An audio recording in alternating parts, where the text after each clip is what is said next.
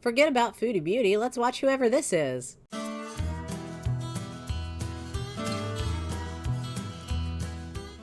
Hey y'all, I'm back and ready to cover Chantal's mess like a shiny new hijab.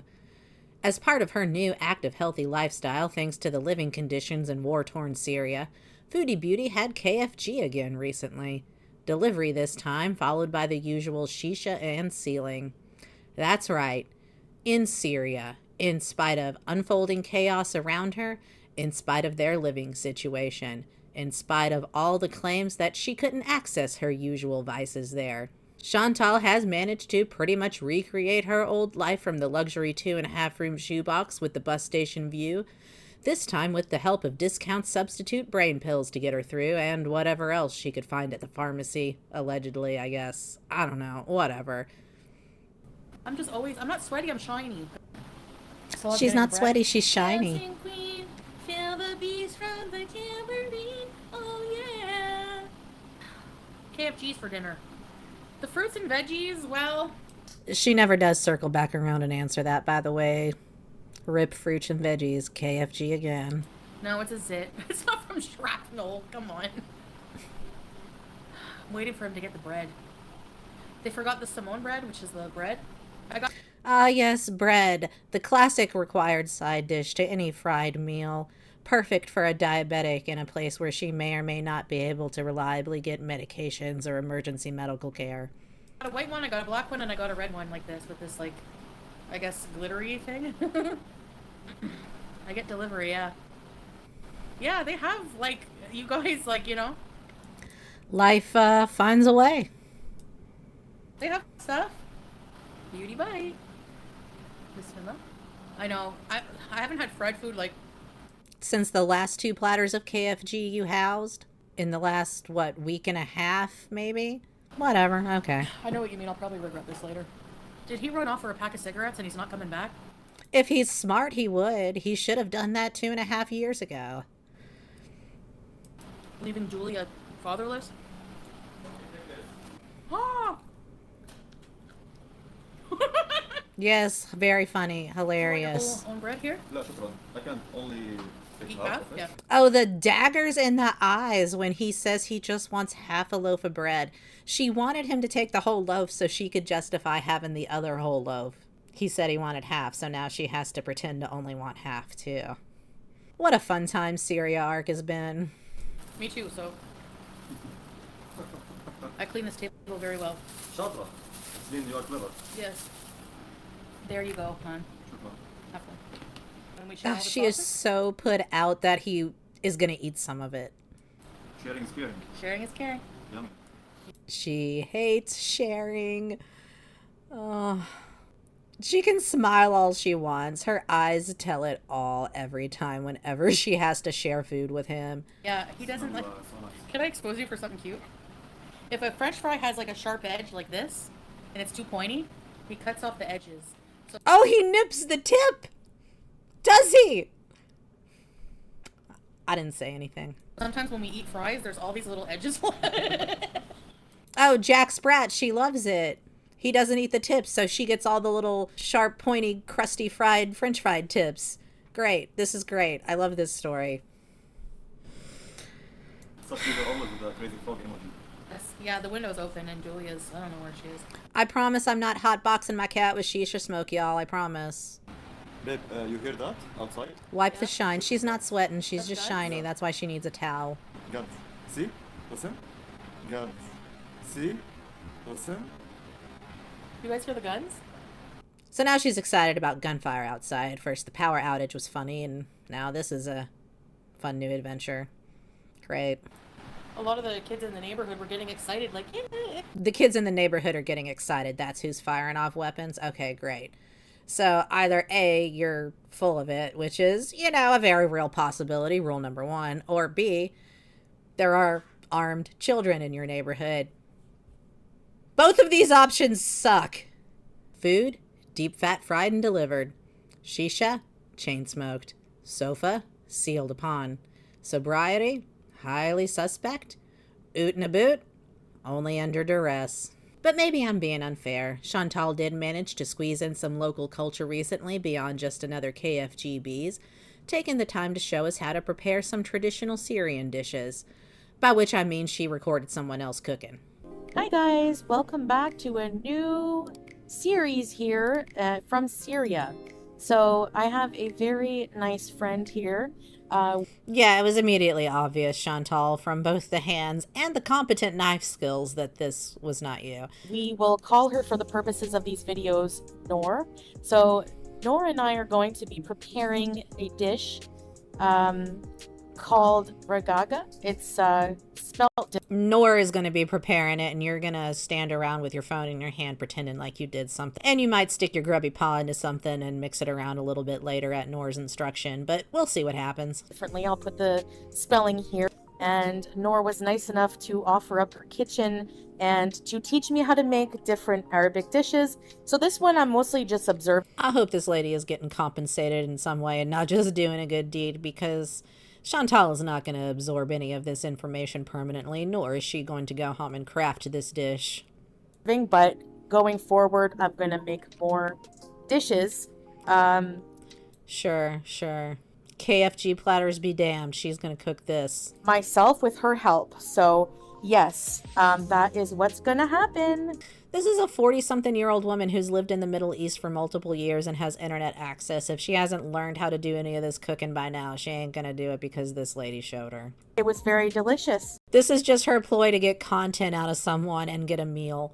She got a whole ass video and a supper platter out of this.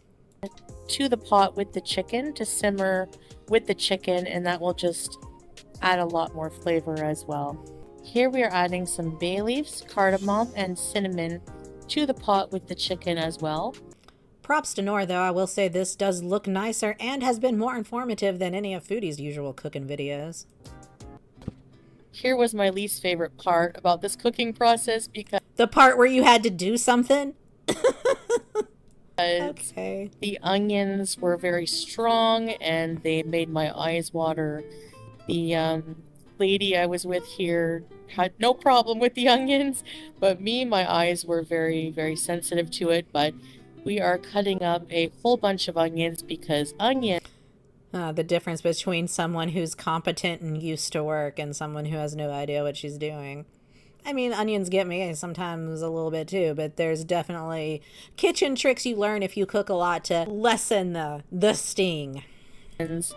Along with the chicken are the main ingredients for the ragaga. Here are the onions just being cut up, this whole bowl of onions here, and then they are going to be cooked down in some olive oil. She is now adding some salt, and she's going to add some spices as well. So we have some salt here, a good generous amount of salt, curry powder. I love curry. Those are fun little spice jars. Again, way more interesting than anything Foodie ever does as far as food preparation or kitchen gadgets. I'll say it once more. I do hope this lady was compensated in some way because she has a lovely kitchen and she seems to know what she's doing, and she had to suffer Chantal in there. So hats off to you, Noor.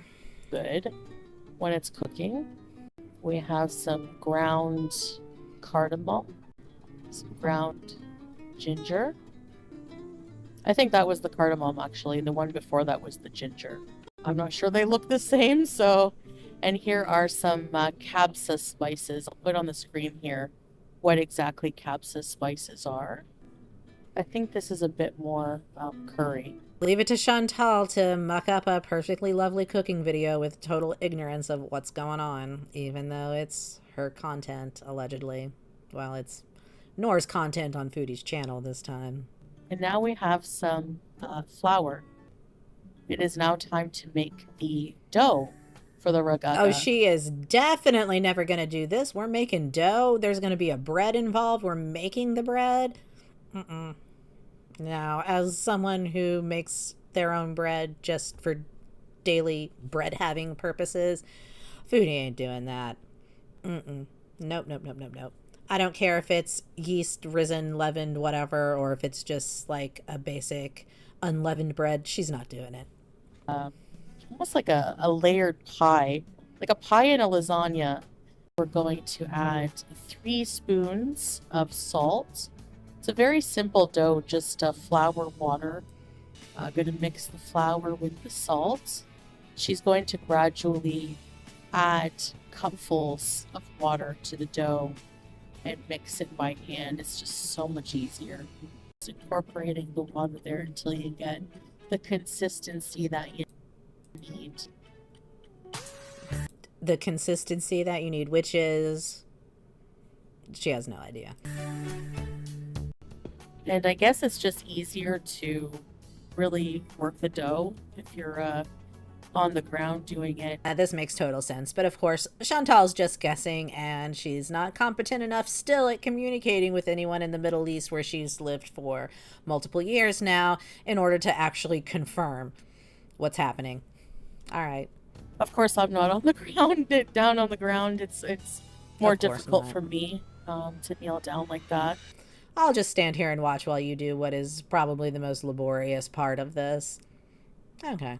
So she's getting in there and working the dough to the consistency she likes. Which is what consistency?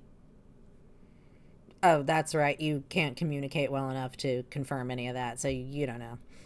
Okay, great. Little while. All right, here it is. Pretty much done. So this recipe has a ton of oil, and when I say a ton of oil, almost this whole bottle gets used. Now it looks like a lot of oil, it is, but you're going to see how it gets used later. So she's adding a ton of oil. You almost kind of fry the onions in the oil.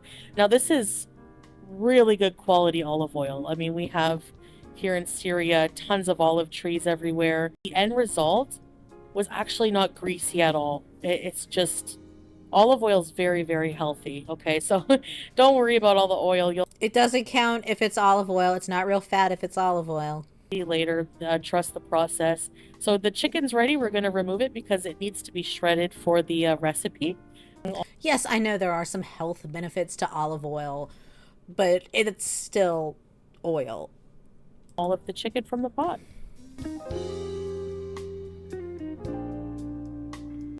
And here I am, yay, I'm helping. I'm just doing, little things here and there to help. I mostly just wanted to observe this time and help where I could, but I'm stirring things around because, I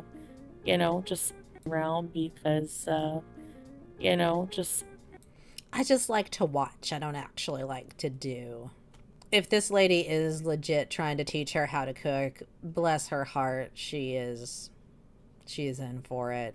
There's going to be a lot of observing, Noor. Trying to help as much as I can. And hopefully I can learn something from this and maybe make it on my own in the future. So here we are just shredding up the chicken. You won't.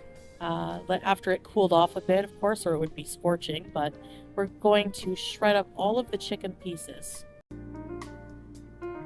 Here, do it right. Snatched that piece from her hand like, no.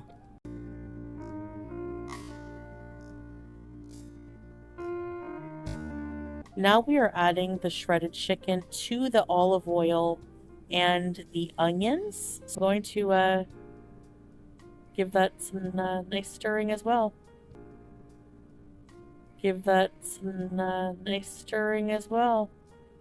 Incorporate all the flavors, mix the onions very well. Has she ever stirred anything? What are you doing? You're just tapping at it. Poke at it a little bit. The chicken. Come on, get in there, girl. Nice and Stir it. There you go. The onions are just melting from being cooked in the olive oil. Coward. It's just going to give it a really, really, really nice flavor. And, of course, I get to try some of the chicken. I was asked to. Blow all over the spoon. And yeah, it's so good. And I was very hungry at this point. And she's forming a bunch of balls of dough for the recipe here. Layer of dough, then there's a layer of filling. Just like a lasagna, like I said. But they always use a lot of oil, olive oil, and Yes, as you can see here. It's a lot of olive oil, but it's not an unhinged amount of olive oil in proportion to the volume of food being prepared here and the style of cooking. It's certainly not going to be greasy to foodie after putting down 3 platters of KFG over the past couple weeks. Yeah, this is basically the process of just rolling up the dough, layering it with the filling here. So now we're poking holes to go into the oven for baking. All right, the ragaga's finished. So here we have one of the pies anyways. It's almost like actually like a pot pie, like a Syrian pot pie kind of, but here it is with the layers and the huge chunks of chicken. And it's served with some laban or some yogurt. So the next day for dinner, we had a traditional Syrian dish called malehi.